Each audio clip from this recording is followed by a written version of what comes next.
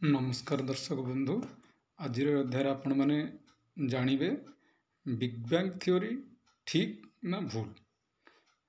Scientist George लेमेंट्री जो तथ्य बाहर करथिले जे महाकाश रे गोटे बिंदु थिला एवं से बिंदु रे विस्फोरण होकर ग्रह नक्षत्र सब सृष्टि होइछन्ति।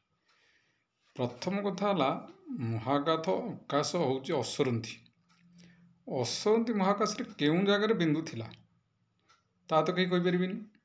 तापर गोटे छोट बिंदुरु डेड मान ग्रह नक्षत्र ब्लैक होल उल्का विभिन्न प्रकार जिनस उपग्रह निहारिका गैलेक्सी जिते प्रकार सृष्टि होती बहुत बड़ बड़ जो देखा गोटे सामान्य बिंदुरु सृष्टि होता आपण मैंने कौन से सहजरे ग्रहण कर देखु शून्यर आदि अंत ना मैंने महाकाशर कौन सी जगार मूल ना कि कौन जगह शेष ना यह एक शून्य स्थान। ये शून्य स्थान रे ग्रह नक्षत्र गुड़िक अनेक अनेक डिस्टेंस रे अच्छी एवं आमे ताकू राति रे देखि पारछु। दिन तो देखि दिन रे दूरवीक्षण यंत्र साहाय्य देखा जाई परिबो किंतु राति रे आमे कोन करछु ना राति रे देखि पारछु काहे ना हम पृथ्वी पृष्ठ अंधार हो जाउची सूर्यंकर विपरीत दिग को पळौची। सूर्यंकर विपरीत दिग को जो पृथ्वीटा जेतो अंधार हो जाउची तेणुकर पृथ्वी अंधार होगा सहित आम ग्रह नक्षत्र गुड़ देखि पारछु छोट छोट आकार रे सी किंतु किए केते बड़ दूरता अनुसार निर्भर करे। जदि ग्रह नक्षत्र गुड़िक ग्रह मानकर आलोक ना कि नक्षत्र मानकर आलोक आलोकित नक्षत्र मानकर निजर आलोक होची ये हूँ गोटे बहुत बड़ रहस्य। एमाने प्रथम कथा है सृष्टि हेले किपरि एवं आंक देह को आलोक उत्ताप एवं मूर्तिका जल ए सब आसला किपरि ये हूँ गोटे बहुत बड़ प्रश्न जोटा कि बहुत दिन मनीष मान कौन से जीवजंतु मान ये प्रश्न उठा असंभव कहीं से मस्तिष्क तो उन्नत नुह से खाली खाइबे मरबे आर कि ये ना खाद्य संग्रह करेंगे समय आसिले से मैथुन क्रिया करेंगे से ब्रेन उन्नत नुह मनीषर ब्रेन भी सेते उन्नत नुह कहीं मनीष भी बहुत भूल कर सब मनीष नुह उन्नत धरणर गोटे गोटे मनीष काम ये विषय चिंता करती।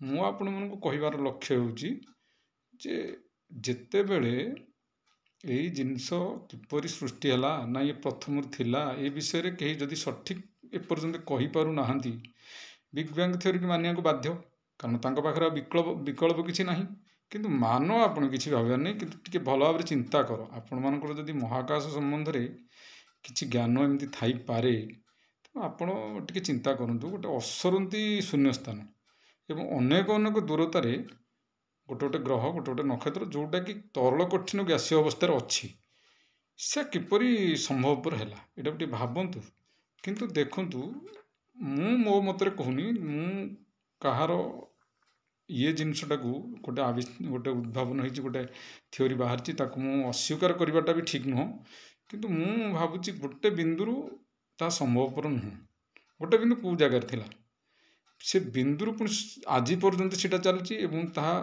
विस्फोरण होला धीरे धीरे कौन एक दूसरे माने गोटे ठू आ गोटे दूरे दूरे जाउची कहीं कौटी दूरे जाउची आम पृथ्वी ठार सूर्य जेतिकी दूरतार सेतिकी दूरतार तो अच्छी पृथ्वी ठार मंगल ग्रह तो दूरे जाउची कौन तेणु ये सब जो प्रश्न मु एक सब कथार किछि गोटे माने रखुनी मु आपण मानक गोटे कथा कहूँ शुणु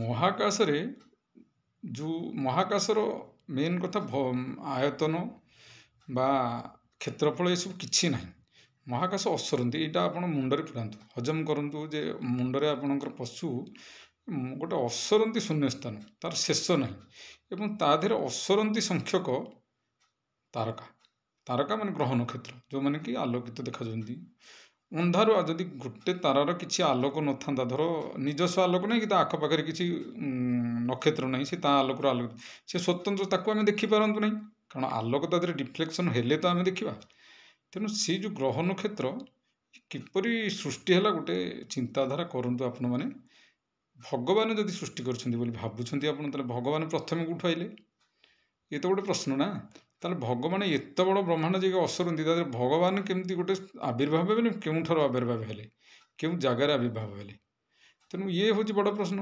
ଭଗବାନଙ୍କୁ ଆମେ ପୃଥିବୀର ମଣିଷମାନେ ମାନୁଛୁ, ଏପର୍ଯ୍ୟନ୍ତ ଭଗବାନଙ୍କୁ ଅନ୍ୟ କେଉଁ ଗ୍ରହର ମଣିଷ ମାନୁଛନ୍ତି କି?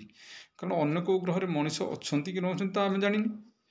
ସେମାନେ ଆମରି ଭଗବାନଙ୍କୁ ମାନୁଛନ୍ତି ନା ତାଙ୍କର ଆଉ ଗୋଟେ ଭଗବାନ ଅଛି? ଦେଖନ୍ତୁ, ଏ କଥାର ଉତ୍ତର ଦେବାକୁ ହେଲେ ମୁଁ ଦେଖୁଛି, ଆପଣ ଯଦି ସାରା ପୃଥିବୀରେ ଗୋଟିଏ ଭଗବାନଙ୍କୁ ମାନନ୍ତେ ତାହେଲେ ହୁଏତ ଏ କଥାର କିଛି ଗୋଟେ ସତ୍ୟାସତ୍ୟ ଥାନ୍ତା।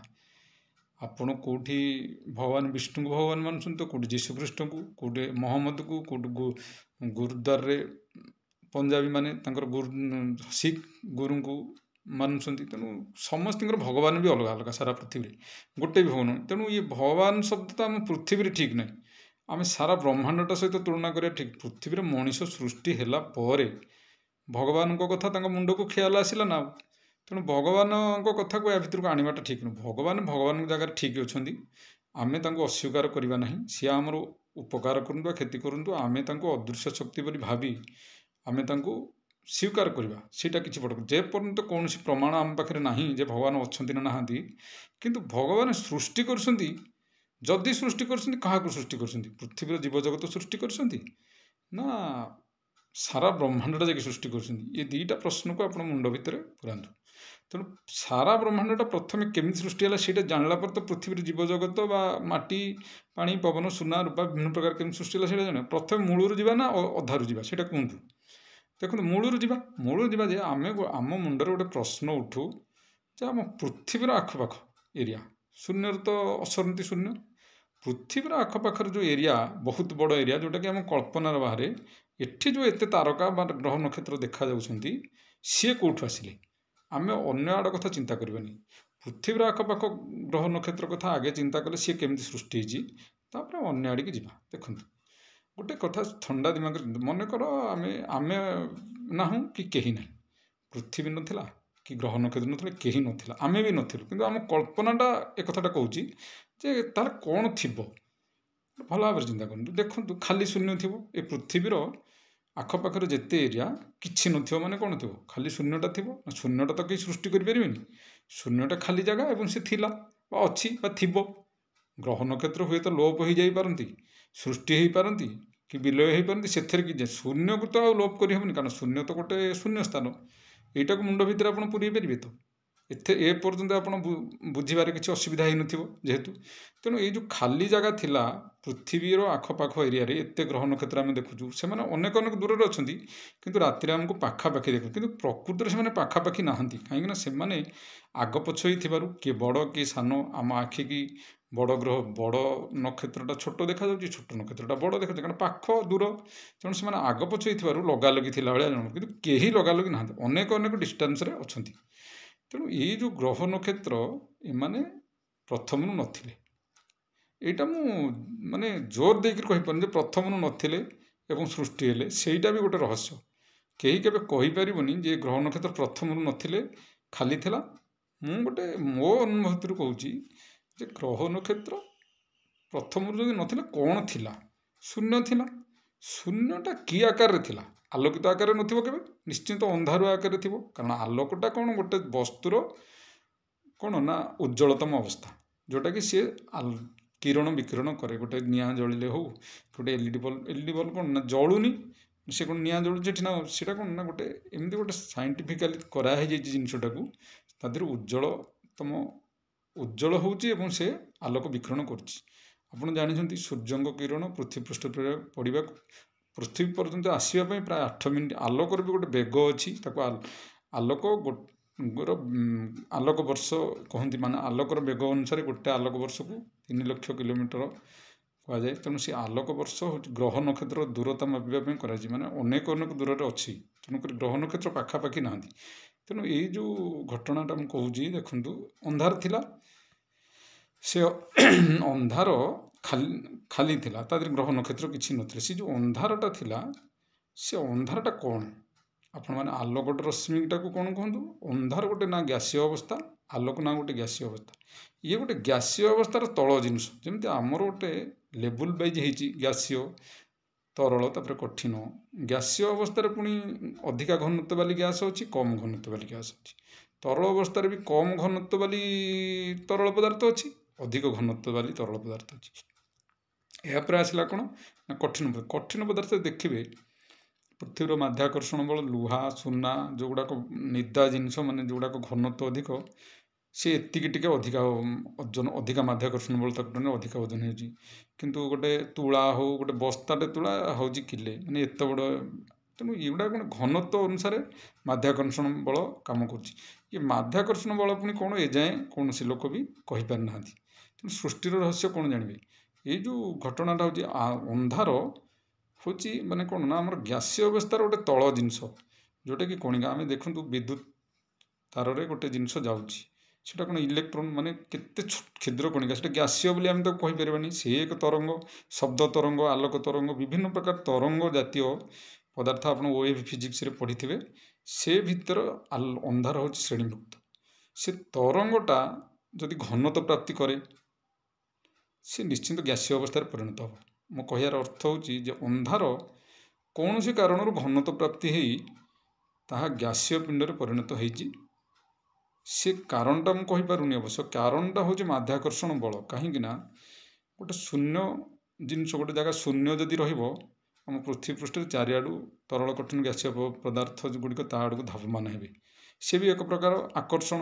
ଧର ଗୋଟେ ଟିଣରେ ଆପଣ ପବନ ଖାଲି କରିଦିଏ, ସେ ଟିଣ ମନକୁ ଜାକିଦିଏ, ଅର୍ଥାତ୍ ବାହାର ବାୟୁ ସେ ଟିଣ ଭିତରେ ପ୍ରବେଶ କରିବାକୁ ଚେଷ୍ଟା କରେ। ଏଇଟା ହେଉଛି କ'ଣ ନା ଗୋଟେ ଖାଲି ଜାଗାକୁ ପୂରଣ କରିବା ପାଇଁ ସମସ୍ତଙ୍କର ଚେଷ୍ଟା। ଅନ୍ଧାର ଯେତେବେଳେ ଥିଲା, ଅନ୍ଧାରରେ କ'ଣ ହେଇଛି ନା ଅନ୍ଧାରରେ କମ୍ ଘନତ୍ୱ ବାଲା ଏବଂ ଅଧିକା ଘନତ୍ୱ ବାଲା ଜାଗା ସୃଷ୍ଟି ହେଇପାରିଥିବ। ସେତେବେଳେ ସବୁଆଡ଼େ ସମାନ ଅନ୍ଧାର ଥିବ ସେମିତି ନୁହଁ। ଯଦି କୌଣସି କାରଣରୁ କେଉଁଠି ଟିକେ କମ୍ ଘନତ୍ୱ ପ୍ରାପ୍ତ ଅନ୍ଧାର, ତେଣୁ ଉକ୍ତ ଜାଗାକୁ ପୂରଣ କରିବାକୁ ଅଧିକା ଘନତ୍ୱ ବାଲା ଅନ୍ଧାର କଣିକା ଯେଉଁଗୁଡ଼ାକ ମାନେ ତରଙ୍ଗ ମୁଁ କହୁଛି, ସେ ତା ଦେହକୁ ଆସିଥିବେ ଏବଂ ଘନତ୍ୱ ପ୍ରାପ୍ତି ହେଇ ଗୋଟେ ଗ୍ୟାସୀୟ ମାନେ ଗୋଟେ କଣିକା ପିଣ୍ଡରେ ପ୍ରଥମେ ଆଗେ, କାରଣ ଜାଗାର ତ ଅଭାବ ନାହିଁ, ଗୋଟେ ଅନ୍ଧାରର ଗୋଟେ କଳା ପିଣ୍ଡ ପ୍ରଥମେ ସୃଷ୍ଟି ହେଇଥିବ ଏବଂ ସେ କ୍ରମେ ମାଧ୍ୟାକର୍ଷଣ ବଳ ଯୋଗୁଁ ଅଧିକ ଘନତ୍ୱ ପ୍ରାପ୍ତ। ମାଧ୍ୟାକର୍ଷଣ ବଳ ବୋଲି ସେମିତି ମୁଁ ଭାବୁନି ତାର ସୃଷ୍ଟି ହେଇଯାଇଥିବ ବୋଲି। ମାଧ୍ୟାକର୍ଷଣ ବଳ ତ ବାହାରୁ ଚାପ ପଡ଼ିବା।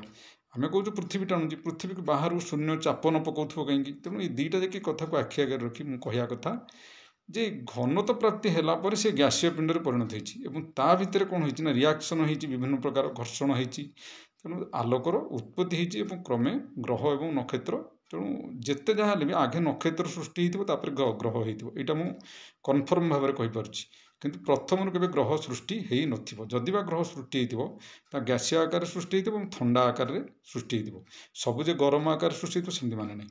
ତେଣୁ ଏଇ ଗ୍ରହ ନକ୍ଷତ୍ର ଗୁଡ଼ିକ ମୋ ମତରେ ଏଇଭଳି ଭାବରେ ଘନତ୍ୱ ପ୍ରାପ୍ତି ହୋଇ ଏବଂ ମାଧ୍ୟାକର୍ଷଣ ବଳ ଆମେ ଯାହାକୁ କହୁଛୁ, ସିଏ ମାଧ୍ୟାକର୍ଷଣ ବଳ ନୁହଁ, ବାହାରୁ ଶୂନ୍ୟ ଉପରକୁ ପ୍ରେସର ପଡ଼ୁଥିବା ଗୋଟେ ଏମିତି କମ୍ କ୍ଷେତ୍ର ବାଲା, ଯେମିତି ଆମର ଲଘୁଚାପ ଗୁରୁଚାପ, ଆମର ଗୁରୁଚାପରୁ ବାୟୁ ଲଘୁଚାପକୁ ଆସୁଛି, ଅର୍ଥାତ୍ ଯେଉଁଠି ବାୟୁ ହାଲକା ଅଛି ସେଠି ଅଧିକା ବାୟୁ, ଯେଉଁଟା ବହଳିଆ ବାୟୁ, ସେ ଜାଗାକୁ ଦ୍ରୁତ ଗତିରେ ଆସୁଛି, ଯାହାଫଳରେ କି ବାତ୍ୟା ହେଉଛି, ବିଭିନ୍ନ ପ୍ରକାର ଘଟଣା ହେଉଛି। ତେଣୁ ଏସବୁକୁ ଆଖି ଆଗରେ ରଖି ମୁଁ କହିବାକୁ ଚାହେଁ ଯେ ଏଇଭଳି କିଛି ହେଇଛି ଯାହାଦ୍ୱାରା କି ସବୁ ବିଭିନ୍ନ ପ୍ରକାର ପିଣ୍ଡ ଆକାଶରେ ସୃଷ୍ଟି ହେଇଛି ଆମ ପୃଥିବୀର ଆଖପାଖରେ।